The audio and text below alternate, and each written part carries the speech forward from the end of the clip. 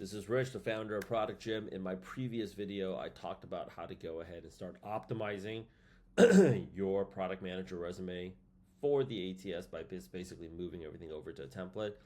This video is part of an entire playlist series. This video right now, we're going to be talking about very specifically what you need to go ahead and do to just optimize it for the ATS and exactly what the ATS is sourcing for. So if you want access to this resource, if you don't have access to it already, come into my school. Don't be cheap. Drop the fee. If you don't, I don't care. Keep watching the video. Don't forget to subscribe.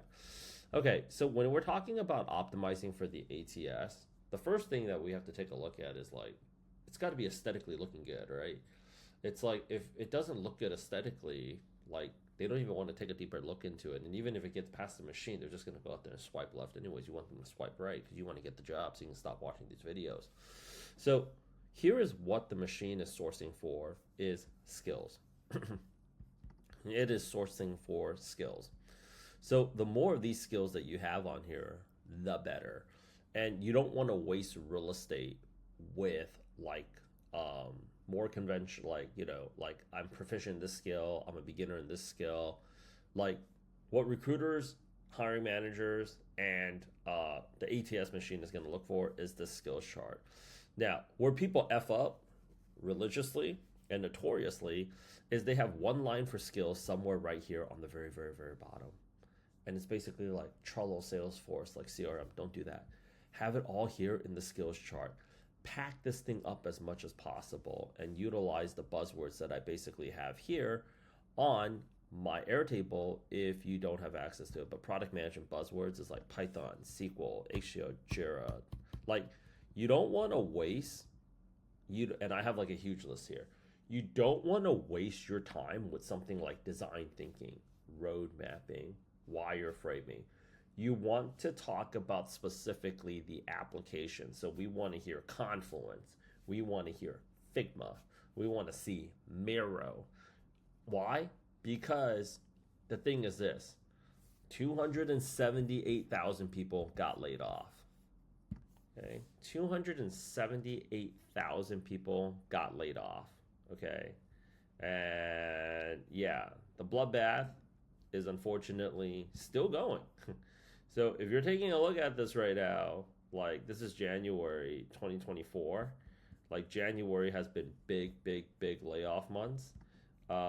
Let's go out there and take a look at 152,000, 264,000, 165,000. People that are working in technology, you guys are knowing what it's like right now to feel like a real estate agent. Because real estate agents and restaurants, they go through a bad economy all the time. But people in tech, you guys are mad entitled, and it doesn't obviously happen to you guys. So you're wondering what the F is going on. 100%, I feel you. We are here to help you out. So you got to understand that these ATS machines and these recruiters were not built for this type of volume. Well, why isn't that? Because companies don't spend money on freaking recruiting software. Why don't they do that? Because recruiters don't make any money for the business. That's why why do you think recruiters are such assholes? I was a recruiter. They're the last. A recruiter can go out there and fill out, and you're going to need the recruiter. I'm trying to get you your job, so you need to understand this. I'm on your side. The recruiter is not a person that's getting paid a lot of money. They're making about $75,000 a year internally. Those are the people that work at HR. That is where dreams go to die. So they don't give a shit about you at all. Nor are they supposed to. I mean, for 75 G's a year in this economy at 9% inflation, asking people to give a shit's asking for a whole lot.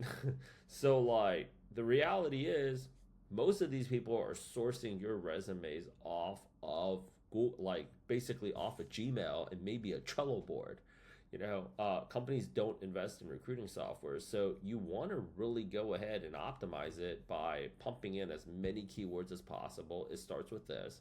And while you're doing that, do yourself a gigantic favor and add those same keywords all the way to the bottom where your skills are, you can go out there and connect with me on LinkedIn. Make sure product management's at the very top and make sure product marketing is at the second. And you want to go ahead and pack this up with as many skills as possible. Pack that shit up as much as possible. As much as possible. Asana, Balsamic, InVision, MySQL. Hell, if you're too cheap to go out there and drop some money, go to ChatGPT and ask them, prompt them for a list of product management buzzwords. What's going to get you optimized past the ATS is not customizing your resume, is by this. Because how else is the ATS supposed to sort your resume other than like a keyword algorithm? This is actually where I just need product managers. I understand right now that you are feeling very frantic, stressed out, maybe even defeated. So you're either negatively trending up, which is like, and you need to calm down, or you're negatively trending down, which is like you're feeling defeated, you're feeling depressed, you're feeling demoralized, you're feeling like, you know, lack of a better way of saying it, like a victim.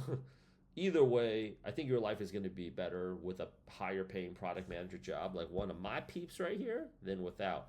So I'm telling you guys, if you want to optimize it for the ATS, you want to go ahead and pack this in as much as possible. Now, the next video that I have on the playlist, so subscribe to the YouTube channel and definitely make sure that you're on the playlist, is the previous video I was talking about templates. This video I was talking about optimizing for the ATS, which is the buzzwords. The next video is basically what everybody procrastinates on the most, but I'm going to go real in depth on, is going to be these resume bullets right here. And if you want me to go ahead and review the resume, even if you're part of my program, you have to like really get this part down. This is the part that's going to be the biggest difference between you getting the job and you not getting the job, is right here. Okay, this is going to be the biggest difference between you getting the job and you not getting the job right here. I'm dedicating a full 7 to 10 minutes on this. Do not skim out on this section. The majority, your resume, whether it's a 1-pager or 2-pager, makes very little difference if you do not get this part right. Okay? See you on the next video. Watch the whole thing. Otherwise, you're just going to be like, left with no job.